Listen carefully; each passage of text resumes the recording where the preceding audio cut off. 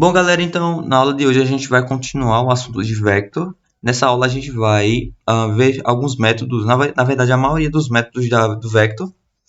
A gente vai ver isso em meio a alguns problemas para a gente resolver, beleza? Nesse programa a gente tem algumas coisas prontas para a gente focar realmente nos métodos.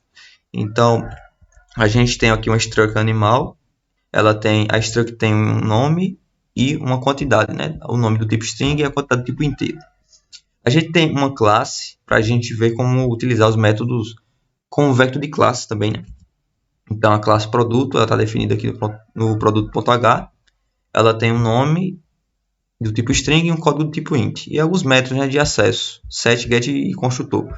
Eles estão implementados aqui no ponto .cpp, assim como a gente aprendeu a separar a classe em vários arquivos, né, em dois arquivos. Aqui a gente tem algum resumo aqui dos métodos, caso a gente esqueça, né? E para vocês lembrarem também qual é a função de cada método. Beleza? Então, vamos para o nosso primeiro problema aqui. O problema 0 diz o seguinte: crie métodos de impressão para os vectors de int, double, char, string, animal e produto. Beleza, então vamos utilizar o que a gente já aprendeu, né? A gente vai criar aqui funções, métodos, mesma coisa, nesse caso. Funções que imprimem, então a gente pode definir como void mesmo. Eu vou colocar print no nome dessa. Poderia ser print vector, né? Mas eu vou deixar print mesmo. Já que o programa só faz isso, né? Ele só tem funções de print, então vamos colocar print só mesmo. Vamos colocar aqui. O primeiro é int, né? Então vamos colocar aqui vector int para receber um vector de inteiros. Eu vou colocar aqui lista só. Beleza? Então aqui a gente tem um protótipo. Para deixar aqui melhor aqui a forma como os dados vão ser impressos no console, né? A gente poderia pedir o nome do vector que a gente recebeu lá na main para deixar mais visível da onde está vindo aqueles valores, né? Não seria necessário para um programa que só imprime os elementos do vector, né? Não seria necessário colocar esse nome, mas aqui a gente vai colocar. Então vou colocar aqui string, só para facilitar as coisas. Se eu quiser só imprimir os elementos, não precisaria desse nome. Beleza, está feito aqui o primeiro protótipo do vector de inteiro, né? Só que a gente tem que fazer de double, char, string, animal e produto. Então a gente pode copiar isso aqui e fazer algumas alterações, né? Então isso aqui vai ser o do double, char, string, animal e produto. Agora a gente vai fazer as alterações. Aqui é um vector de double, aqui um char, esse outro string, aqui um animal, a struct animal, né? Então vai ser um vector da struct animal, e a classe produto. Pronto. Todos os meus protótipos aqui. Agora a gente pode implementar lá embaixo, embaixo da main. Vou copiar isso aqui e vamos lá para baixo. Beleza. Como esses métodos não pertencem a nenhuma classe, a gente não vai precisar colocar o nome da classe e aqueles dois pontos aqui para dizer que ela pertence à classe, né? A gente pode deixar assim. Então, vamos só fazer aqui a lógica, né? Então, para imprimir os elementos de um vector, a gente não pode colocar diretamente o nome do vector ao lado do cout, né? O C++ não permite isso aqui a gente fazer. Então, a gente pode imprimir cada elemento separadamente, através de um for. Então, a gente faz aqui int igual a 0 e for menor do que lista.size e mais. Beleza? Então, eu vou colocar assim. Antes do for, eu vou imprimir o nome do vector que me enviaram, né, para aqui para a função. Então, vou fazer assim, cout nome,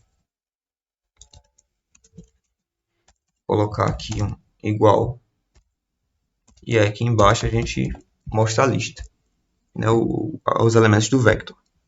Aqui embaixo a gente mostra cada elemento separado. Então, vou fazer aqui lista i.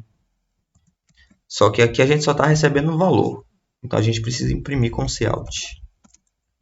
Vamos colocar um endline para ficar um embaixo do outro. E está feito o nosso código na nossa lógica para a impressão. Beleza? Então, vamos copiar isso aqui, que a gente vai fazer isso aqui algumas vezes. Para não ficar repetitivo, a gente vai copiar e colar ali mesmo. Então, vou copiar aqui, colar aqui. porque a lógica vai servir tanto para int como para double, né? Então eu vou colar aqui no cada função. Para char vai servir também essa lógica. Então eu vou copiar e colar aqui.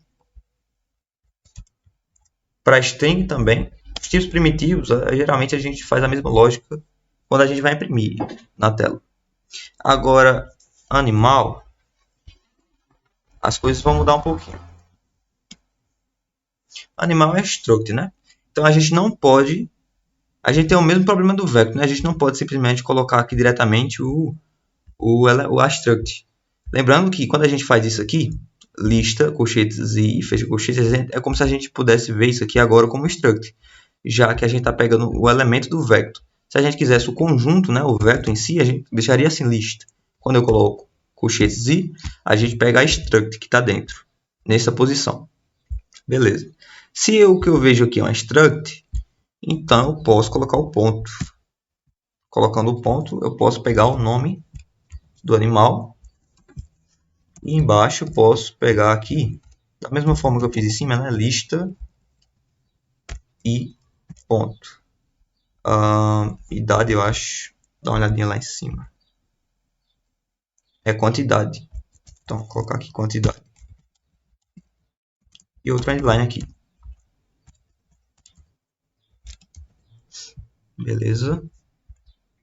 Então, tá feito aqui para struct. Outra coisa que a gente pode fazer aqui, né? A gente pode dar outra quebra de linha no finalzinho. Se a gente for imprimir outra coisa, já está uma linha depois. Na verdade, duas linhas depois, né?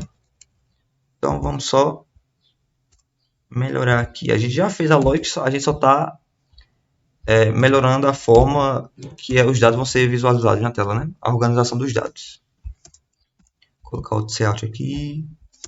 Aqui também. Aqui também. Beleza?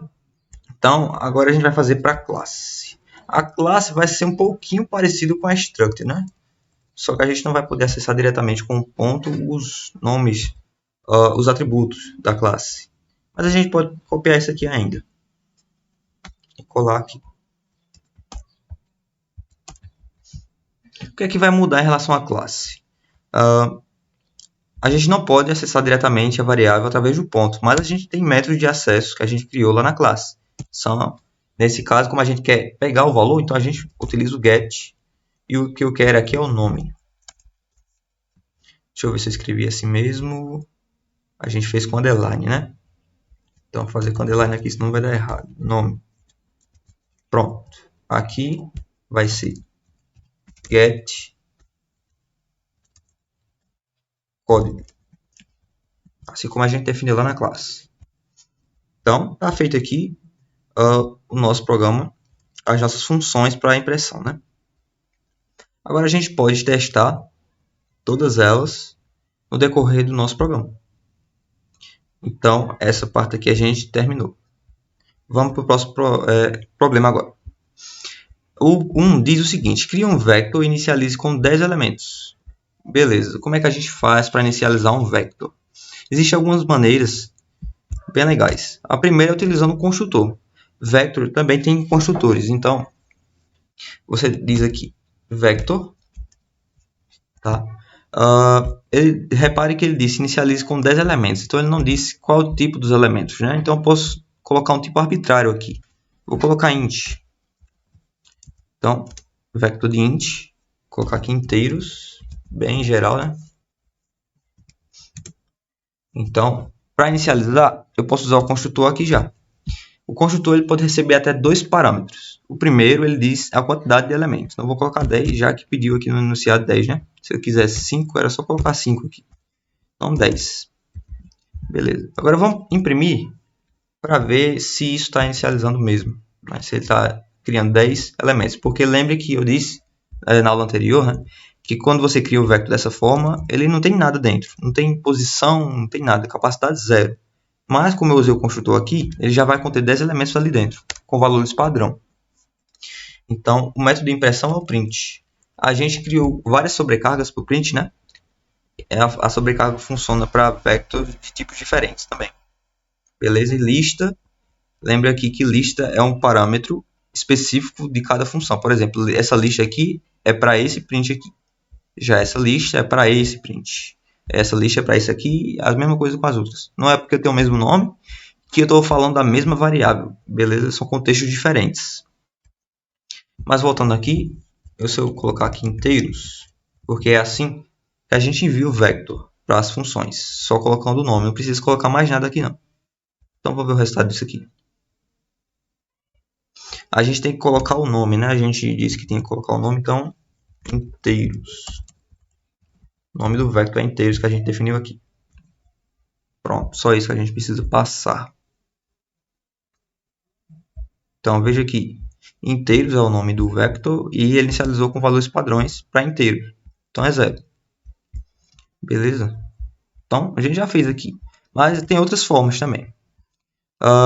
O inteiro, o vector, ele pode receber outro parâmetro que é o valor para inicializar essas 10 posições, esses 10 elementos. Então se eu quisesse inicializar com menos 1 ao invés de 0, né, eu colocaria menos 1 ali e ele colocaria menos 1 em todos os elementos. Se eu quisesse inicializar com 2, eu poderia também.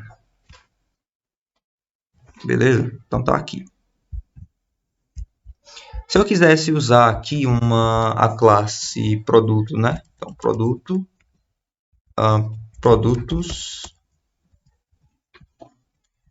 produtos aqui. Aqui o nome eu troquei para produtos. Agora eu não vou poder colocar 2 aqui, né? Porque a gente tem que estar falando de uma classe, né? E não de um inteiro. Então o valor que eu quero inicializar produto vai ser assim. Vou colocar produto, um construtor aqui, que recebe, sei lá, feijão. E o preço aqui. 12, sei lá. Vou colocar 12 aqui. Pronto, então vai inicializar todas as posições com isso aqui. Produtos, agora é produtos aqui.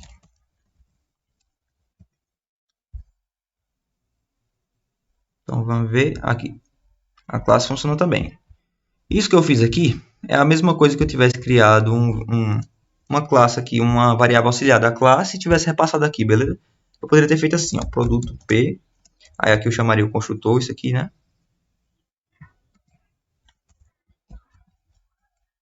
E colocaria P aqui no lugar. Veja que dá a mesma coisa.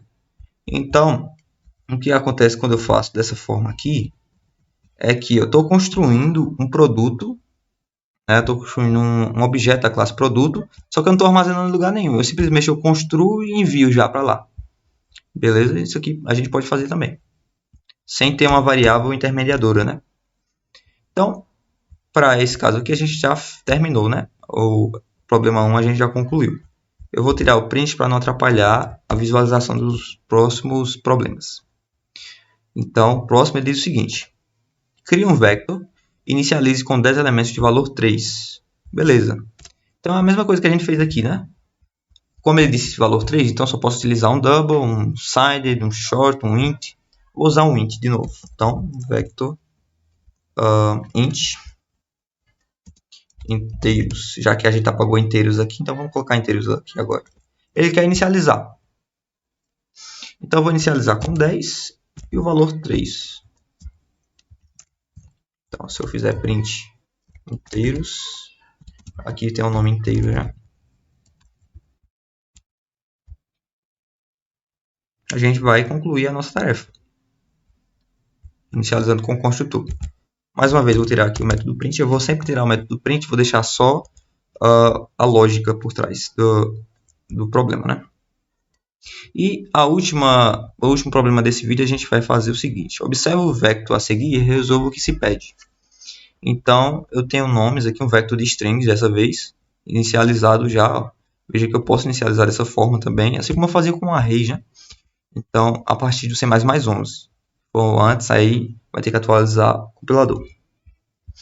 Então, eu inicializei a primeira posição. Posição 0 com Davi, a posição 1 com Ana, Matheus, Júlio e Maria, as outras posições. O que é que ele pede aqui? Imprimo os elementos 1 e 3. Beleza. Como é que a gente faz para imprimir só esses dois elementos? É só a gente pegar o seguinte, né? Ele diz aqui, imprime os elementos 1 e 3, e não o primeiro e terceiro elemento, né?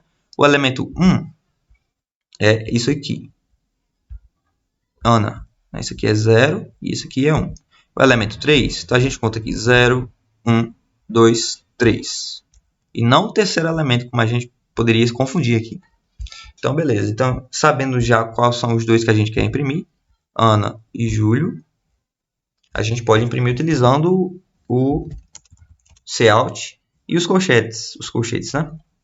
A gente pega aqui nomes, 0, 0 não, 1, endline. Vou colocar aqui embaixo outro, nomes 3. Pronto. Então, o elemento 1 e o elemento 3 a gente imprimiu com os colchetes, né? Esse é um outro operador. Ele funciona como um método também. Então, veja que eu imprimi Ana e Júlio, assim como eu tinha pensado aqui, né? 0, 1, Ana, 2, 3, Júlio. Existe outra forma da gente imprimir os dados, tá? Ter acesso aos dados, além desses colchetes aqui. A gente tem um método chamado at. Então, a gente coloca at aqui e especifica a posição. Então, nomes.at, 3 nesse caso. Ele retorna uma referência àquela posição. Isso significa que você pode tanto imprimir como atribuir dados aqui. Então, se eu quisesse alterar, por exemplo, assim, ó, nomes.at1, eu faria isso aqui e trocaria, sei lá, por Joana. Quando eu fosse imprimir aquela posição 1, não estaria mais aquela outra, a Ana, né? Agora é Joana. Então, a gente tem essas duas formas de pegar os valores, os dados do vector, especificando a posição. Beleza, eu vou tirar aqui o cout, deixar aqui só o at. Deixar só o at aqui. A gente não vai imprimir na tela não.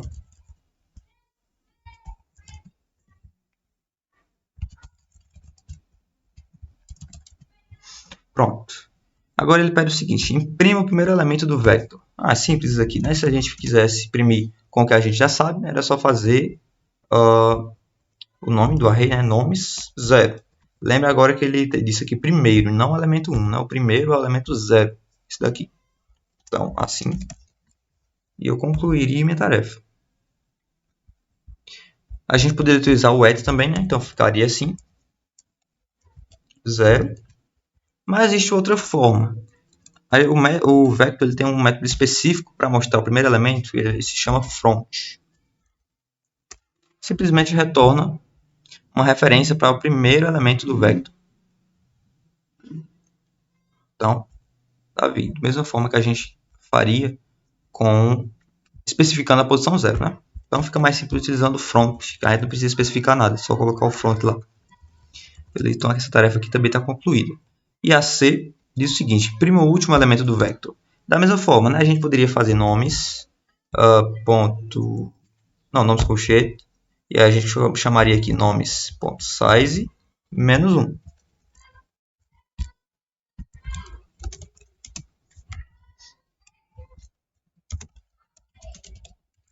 Né? Por que nomes menos 1? Porque nomes ele me dá o size ele me dá a quantidade de elementos que tem no vector. Então aqui daria 5. Só que o último é 4, né? A posição do último elemento é 4. Então 5 menos 1, 4. Da mesma forma, a gente daria certo aqui com at.